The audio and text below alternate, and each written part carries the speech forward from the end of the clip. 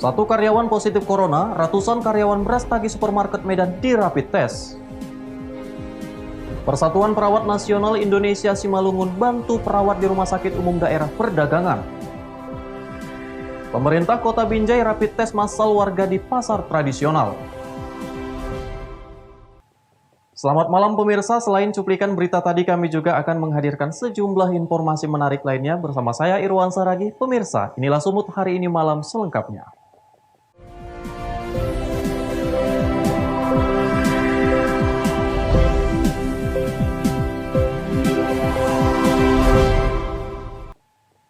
...130 orang yang sebagian besar merupakan karyawan Brastagi Supermarket Gatot Subroto Medan menjalani rapid test COVID-19. Mereka dites menyusul salah satu karyawan supermarket tersebut dinyatakan positif COVID-19.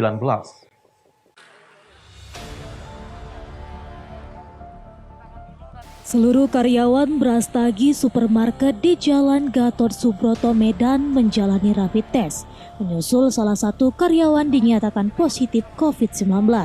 Karyawan yang merupakan kasir tersebut diketahui positif COVID-19 berdasarkan swab test yang dilakukan oleh Puskesmas Ranting Kecamatan Medan Petisa pada 15 Mei kemarin.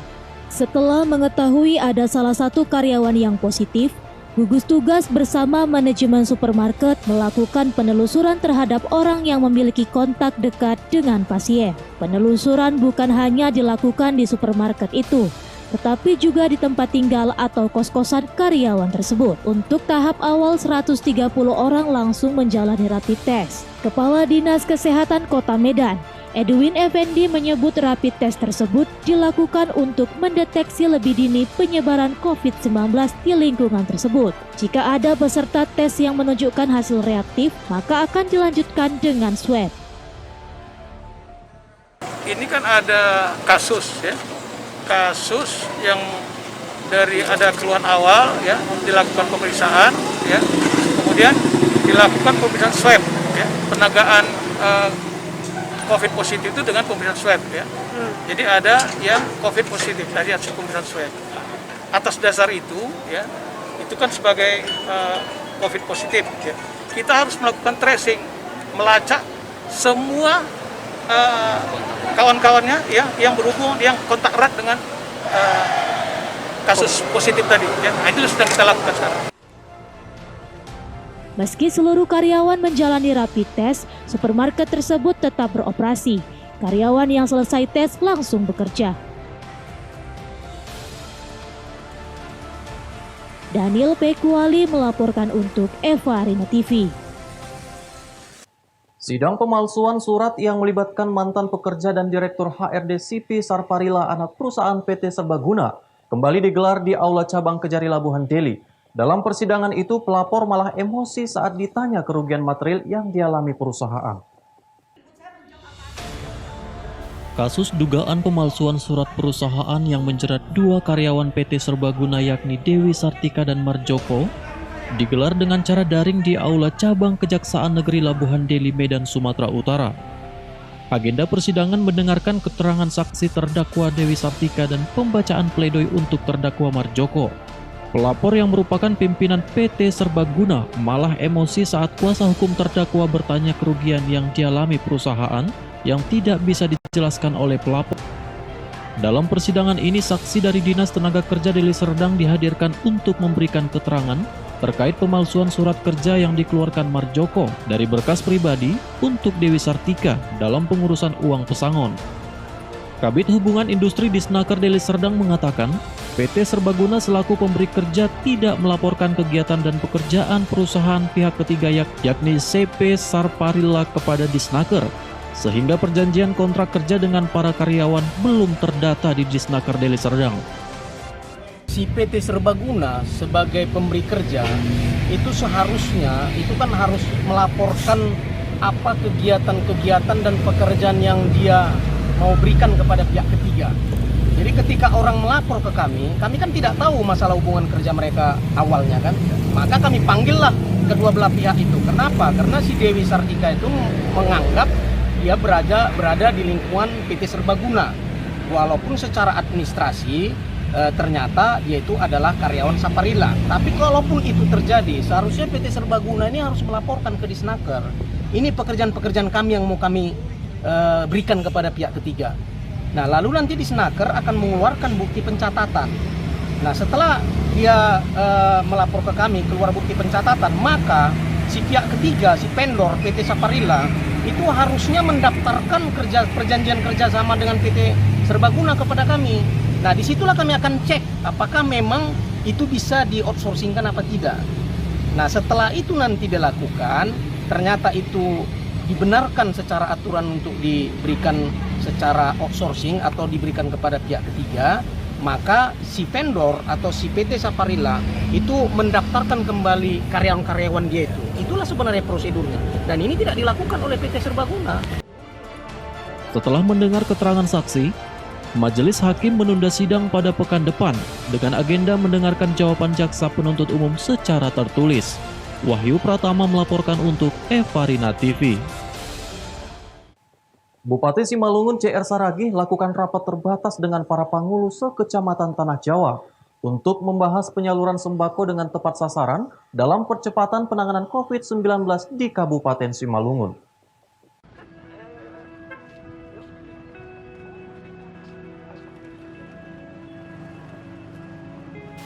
Bertempat di kantor Camat Tanah Jawa, Kabupaten Simalungun, Bupati Simalungun CR Saragih menggelar rapat terbatas dengan para pangulu sekecamatan Tanah Jawa.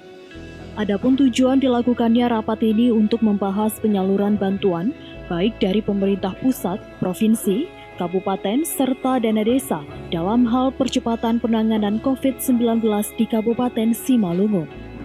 Rapat terbatas tersebut dihadiri pangulu, lurah, camat, TNI Polri Sedapil 5.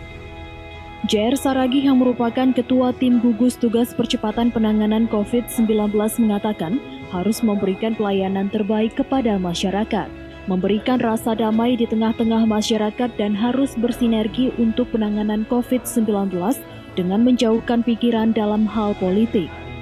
JR Saragih juga ingin memastikan bahwa data yang disampaikan kepada pemerintah pusat dan pemerintah Kabupaten Simalungun sesuai, sehingga tidak ada data yang tumpang tindih serta tidak sinkron. Diharapkan kepada para pangulu untuk secepatnya melakukan verifikasi data, agar tidak ada lagi warga Simalungun yang tidak mendapat bantuan, baik dari pusat, provinsi, pemerintah kabupaten, dan dana desa.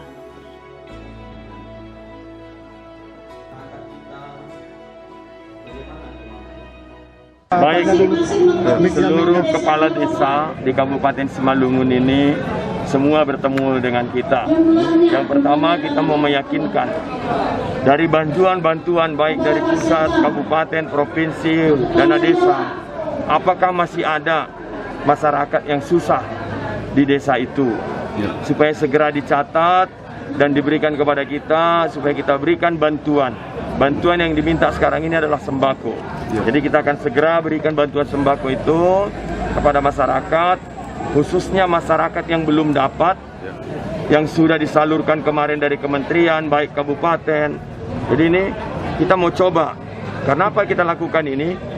Kita bertemu dengan masyarakat. Masyarakat mengeluh, kenapa kami nggak dapat? Itulah maka kita datang semua pangulu yang ada di Kabupaten Simalungun ini. Kita langsung bertatap muka. Untuk percepatan penyaluran bantuan tersebut, diminta kepada para pangulu secepatnya memberikan data jumlah bantuan yang akan diberikan kepada calon penerima bantuan. Dan kepada masyarakat, diimbau untuk tetap tenang serta mengikuti segala arahan dari pemerintah. Pentanio Sembiring melaporkan untuk Evarina TV.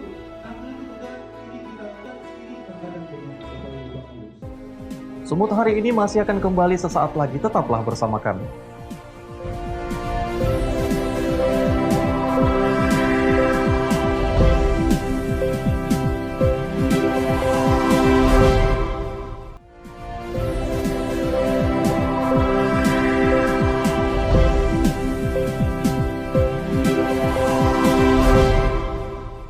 Terima kasih Anda masih bersama kami. Pemirsa peduli terhadap pandemi COVID-19, Dewan Perwakilan Daerah Persatuan Perawat Nasional Indonesia Kabupaten Simalungun berikan bantuan ke rumah sakit perdagangan dan warga.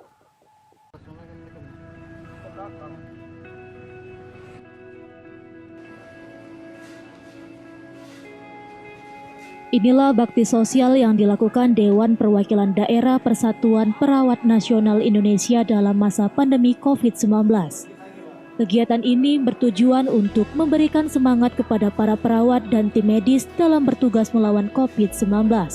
Adapun bantuan yang diberikan berupa makanan ringan untuk kebutuhan petugas medis dan perawat dalam mencegah dan memutuskan mata rantai pandemi COVID-19. Bantuan diserahkan langsung oleh Ketua Dewan Perwakilan Daerah Persatuan Perawat Nasional Indonesia Kabupaten Simalungun kepada pihak Rumah Sakit Umum Daerah Perdagangan, di mana rumah sakit ini merupakan rumah sakit rujukan penanganan COVID-19. Pemberian bantuan ini dengan menerapkan physical distancing serta memakai masker. Persatuan Perawat Nasional Indonesia juga memberikan sembako kepada masyarakat Nagori Bandar, Kecamatan Bandar, Kabupaten Simalungun. Seluruh bantuan yang diberikan merupakan dari keanggotaan Persatuan Perawat Nasional Indonesia Kabupaten Simalungun. Terima kasih. Kami dari Rumah Sakit Umum Daerah Perdagangan Kabupaten Simalungun sangat berterima kasih kepada PPNI yang telah ikut membantu teman-teman kita yang ada di Rumah Sakit Perdagangan dalam penanganan COVID-19. Sangat berterima kasih sekali kepada PPNI. Terima kasih karena ikut dalam hal merasakan apa yang kita rasakan pada saat ini. Jadi apa yang mereka PPNI berikan kepada kita bisa menjadi sumber semangat kepada teman-teman kita yang ada di RSUD Perdagangan. Humas Rumah Sakit Umum Daerah Perdagangan dalam hal ini mengungkapkan terima kasih kepada organisasi Persatuan Perawat Nasional Indonesia yang turut serta memberikan semangat moral maupun material kepada para tim medis dalam memutus mata rantai COVID-19. Mengingat banyaknya rekan-rekan kita perawat ya, jadi kami dari PPNI Persatuan Perawat Nasional Indonesia memberikan bantuan kepada rekan kita yang sedang bertugas di Rumah Sakit Umum Perdagangan. Nah, jadi kami mungkin cuma sekedar bantuan berupa makanan ringan dan minuman-minuman yang bisa kami berikan kepada perawat dan tim penanganan COVID-19 di Rumah Sakit Perdagangan Kabupaten Simalungun. Nah, setelah ini kami akan mengadakan bakti amal sosial dan memberikan nanti akan ke ke Bandar, Desa Bandar, Nagori Bandar, Marihat Bandar. Kami akan memberikan sembako untuk warga yang terdampak COVID-19 di sana.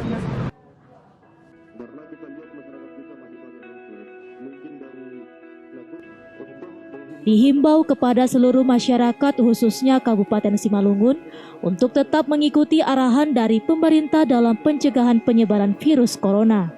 Stay at home, memakai masker apabila bepergian keluar rumah, jaga jarak, serta makan makanan yang bergizi. Pentanio Sembiring melaporkan untuk Eva Rina TV. Polres Tanah Karo berhasil menangkap 2 tersangka pencurian kendaraan bermotor. Kedua tersangka terpaksa ditembak petugas karena melawan dan berusaha melarikan diri.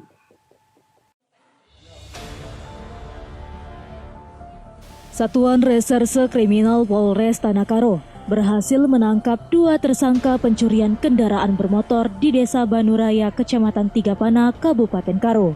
Kedua tersangka terpaksa dilumpuhkan dengan timah panas pada kakinya dikarenakan melawan petugas dan berusaha melarikan diri. Tersangka kemudian dibawa ke rumah sakit untuk mendapatkan perawatan. Kedua tersangka ditangkap di sebuah penginapan di Desa Bandar Baru, Kecamatan Sibolangit bersama dengan barang bukti sepeda motor curiannya.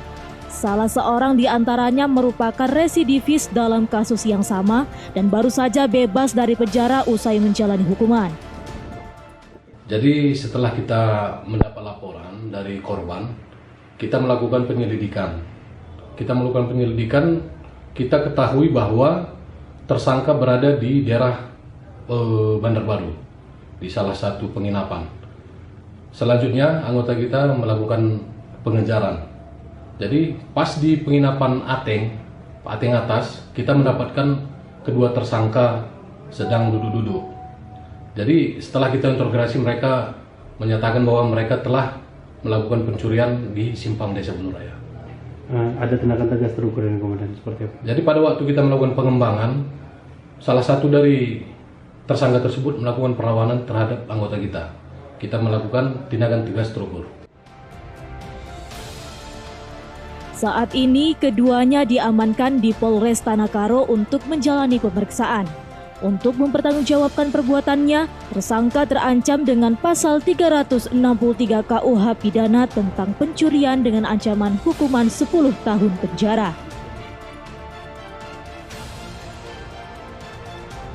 Chandra Bukit melaporkan untuk Eva Rina TV.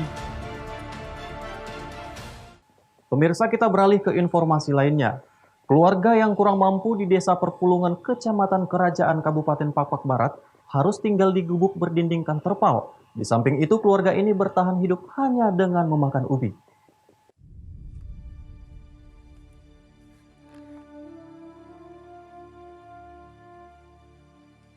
Pasangan suami istri ini atas nama Derita Cibro dan Despina Manik. Mereka tinggal di sebuah gubuk hanya dengan ukuran 2 x 3 meter berdindingkan terpal.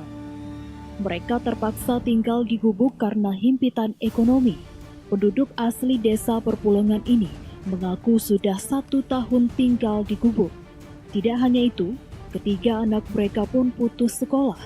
Mereka bertahan hidup mengandalkan singkong yang ada di sekitar rumah. Derita Cibro mengaku penghasilan mereka hanya mengandalkan upah di perladangan orang lain. Mereka bertahan hidup dengan menerima upah mengerjakan ladang orang lain, walau sering berpindah tempat demi melanjutkan hidup. Derita Cibro juga mengaku tidak pernah menerima bantuan apapun dari pemerintah setempat. Mereka berharap di tengah pandemi, pemerintah Kabupaten Pakpak Barat dapat memberikan bantuan terhadap mereka yang kurang beruntung.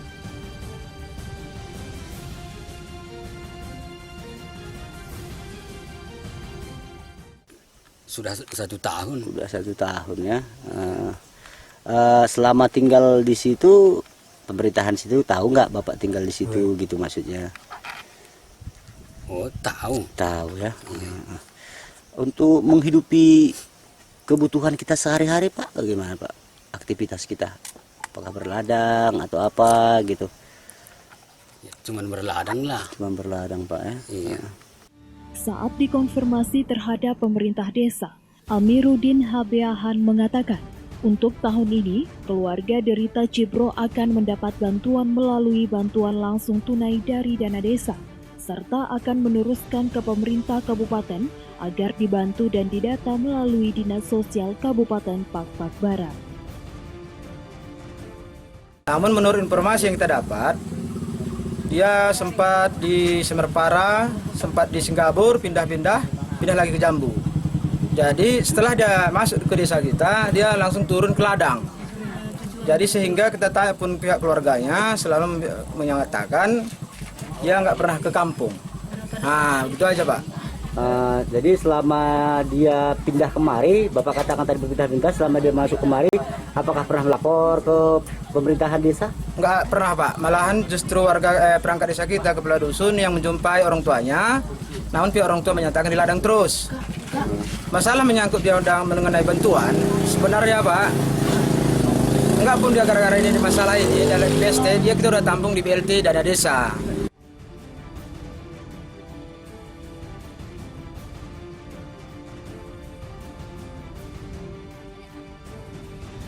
Petro Citra Cibro melaporkan untuk Eva Rina TV.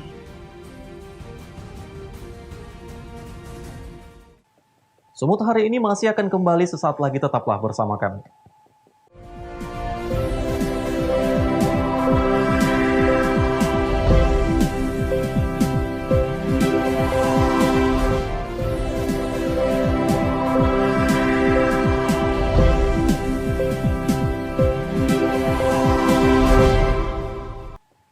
Pemirsa, terima kasih Anda masih bersama kami.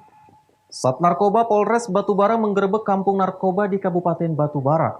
Dalam penggerebekan ini, polisi mengamankan pengedar dan pengguna narkoba serta barang bukti sabu dan alat hisap sabu. 1 di antara 3 orang yang diamankan merupakan ibu rumah tangga.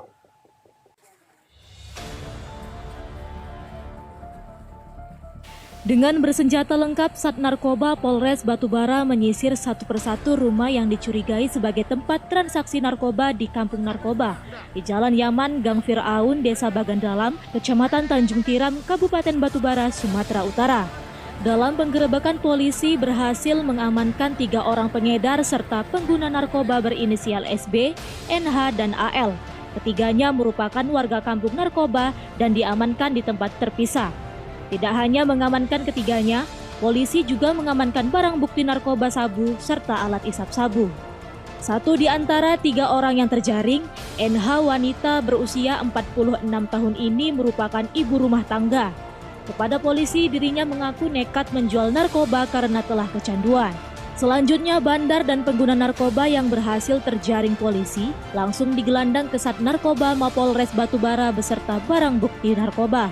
Kasat Narkoba Polres Batubara AKP Henry DB Tobing mengatakan penggerebekan Kampung Narkoba ini merupakan hasil penyelidikan Sat Narkoba yang berawal dari laporan masyarakat yang resah.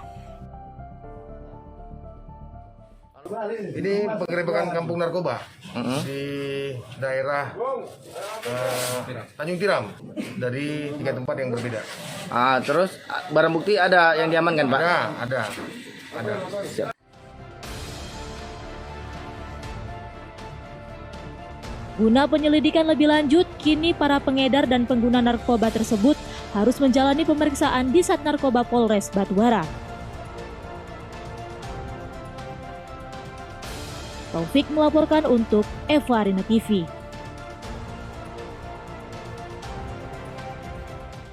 Tim gabungan pemerintah Kota Binjai, Sumatera Utara melakukan rapid test massal kepada masyarakat yang berada di Pasar Tapip, Kota Binjai.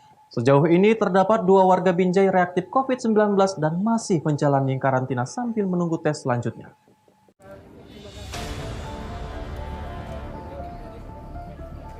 Tim gabungan gugus tugas COVID-19 pemerintah Kota Binjai yang terdiri dari personil TNI, Polri, Satpol PP, dan BPBD kembali melakukan rapid test massal di Pasar Tapip, Kota Binjai.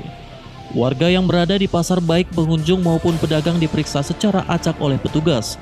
Sambil memeriksa warga, petugas juga melakukan sosialisasi tentang tata cara kesehatan menghadapi COVID-19. Sejumlah warga yang diperiksa seluruhnya negatif COVID-19. Pemeriksaan rapid test massal diharapkan bisa memutus mata rantai COVID-19 khususnya di Kota Binjai. Sementara itu, 2 warga yang reaktif COVID-19 pada rapid test sebelumnya masih menunggu untuk diperiksa secara swab. Wali Kota Binjai Muhammad Idaham mengatakan 2 orang ditemukan berstatus reaktif masih dikarantina sambil menunggu tes lanjutan. Ini hari semua keluarga yang kita temukan reaktif kemarin dilakukan rapid test pagi ini oleh tim, dan insya Allah nanti sore kita akan melakukan swab. Akan kita kirim ke provinsi untuk menunggu hasil swabnya. Sebelum hasil swab keluar, kita melakukan karantina di pemerintah kota, dan semua keluarganya hari ini kita rapid test. Tapi belum ada tambahan yang reaktif ya dari keluarga atau tetangganya? Sampai saat ini belum, masih 2. Masih 2 ya. Dari kemarin malam 200 sampel kita memiliki 2, jadi 1%. 1% kita memiliki ada reaktif. Ya, insya Allah kami berharap kota ini negatif semua. Kita berharap Binjai bisa lebih baik, aman untuk melawan COVID-19. Jika nanti hasilnya negatif, maka warga tersebut akan dikembalikan ke keluarganya, namun tetap dalam pengawasan petugas. Wahyu Pratama melaporkan untuk Eva Arina TV. Pemirsa, demikianlah rangkaian informasi dalam Sumut hari ini malam ini. Saya Irwan Saragi mewakili kerabat kerja yang bertugas pamit undur diri dari hadapan Anda. Terima kasih atas kebersamaan Anda dan sampai jumpa.